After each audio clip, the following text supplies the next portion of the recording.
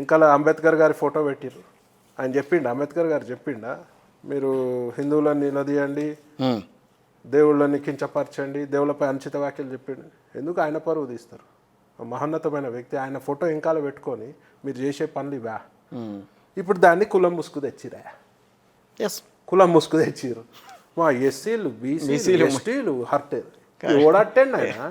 మీ సంఘం హర్ట్ అయింది, మీ సోకాల్డ్ బోషి సంఘం హర్ట్ అయింది. మీ సంఘం వెనకాల రాలేదే మరి వాళ్ళకి సంఘాలు వచ్చినాయి. నేను చెప్తా ఒక్క మాట దానికి ఆన్సర్ చెప్పండి. మీ సంఘం ముందుకు రాలేదు. నాకు కంప్లీట్ గా మాట్లాడినాక మీరు ప్రశ్న వేయండి. మీరు ప్రశ్న వేసినప్పుడు నాకు ఇంటరప్షన్ చేస్తే నాకు ఇంటర్వ్యూ ఇవ్వబుద్ది కాదు. ఓకే కంప్లీట్ నేను మాట్లాడినా. మీ సోకాల్ సంఘం మేము హిందువులుగా సిగ్గు శరం లేదు, హిందూ పుట్టుక పుట్టి హిందూ దేవుడిని అంటుంటే నువ్వు వానికి సపోర్ట్ చేస్తున్నావు. సిగ్గు ఉందా మీకు అని అడుగుతున్నా నేను. సంఘం అడ్డం పెట్టుకొని అడ్డమైన మాటలు మాట్లాడితే చెప్పుతోడు కొడతారు జనాలు. ఇవాళ ఎస్సీలు ఎస్టీలు అందరు కూడా వాళ్ళని అమ్మ నా బూతులు తిడుతున్నారు. కింద కామెంట్ చూడండి, నాకు ఫోన్లు వస్తున్నాయి. వేరే ఎస్సీ సంఘాల వాళ్ళు ఫోన్ చేసిర్రు, మేము కూడా హిందువులమే. వాడు ఒకటి చెప్తాడు, వాడు ముసలోడు చెప్తాడు, పెద్ద మనిషి, మేము హిందువులు కాదా, చీకోటి ప్రవీణ్ ఒక్కడే హిందువా? అరే హిందువు అయితే సిగ్గు శరం లేకుండా దేవుడు నన్ను ఎందుకు సపోర్ట్ చేస్తున్నారా? లుచ్చా చేయదు కదా. తప్పు ఉంటే తప్పనాలే, ఒప్పుడు తప్పాలి. మా అధ్యక్షుడు చెప్పింది తప్పేముంది అందులో? సంస్కృతంలో చెప్పిర్రు మీనింగ్. వాడు వీడని మాట్లాడతాడా? మరి తప్పు చేయనప్పుడు పీకనికి సారీ అడిగిండా?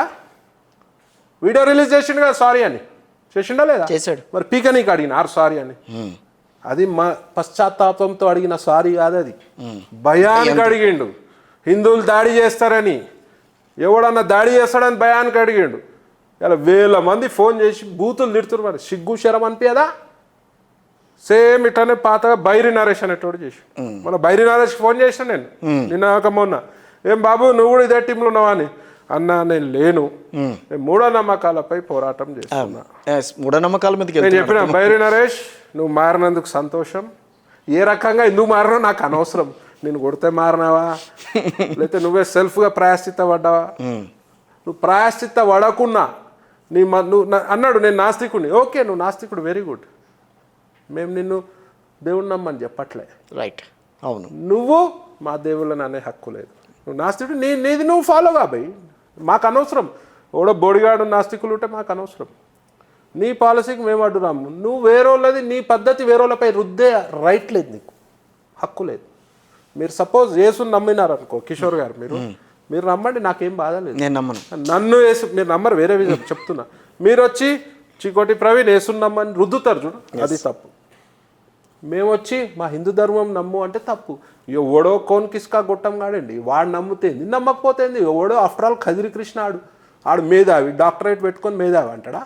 మేధావి అనేటోడు ఇట్లాంటి లూజ్ టాక్ మాట్లాడు.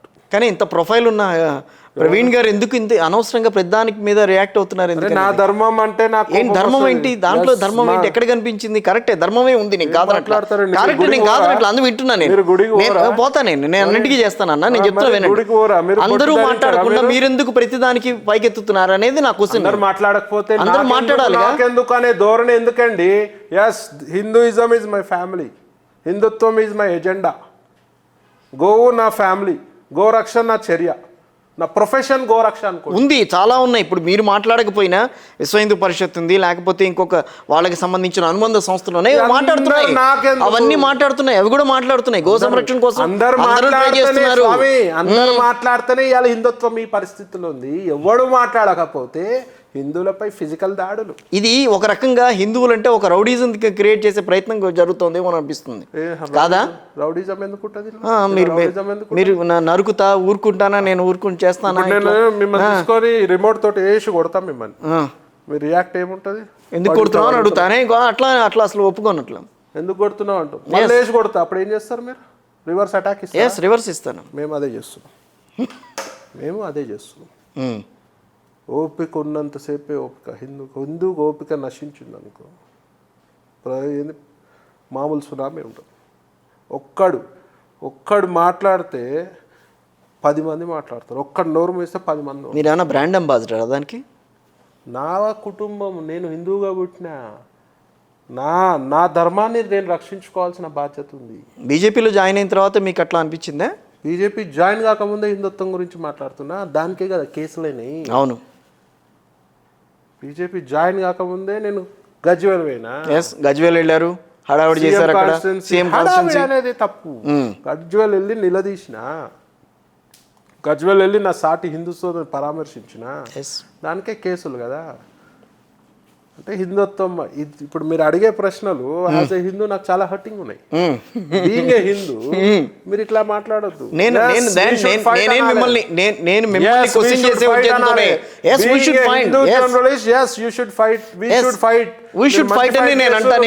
సపోర్ట్ చేస్తామని చెప్పాలి. ఎందుకు ఫైట్ చేస్తుర్రు? ఏమొత్తది మీకు? ఏమొచ్చేది ఏం లేదు.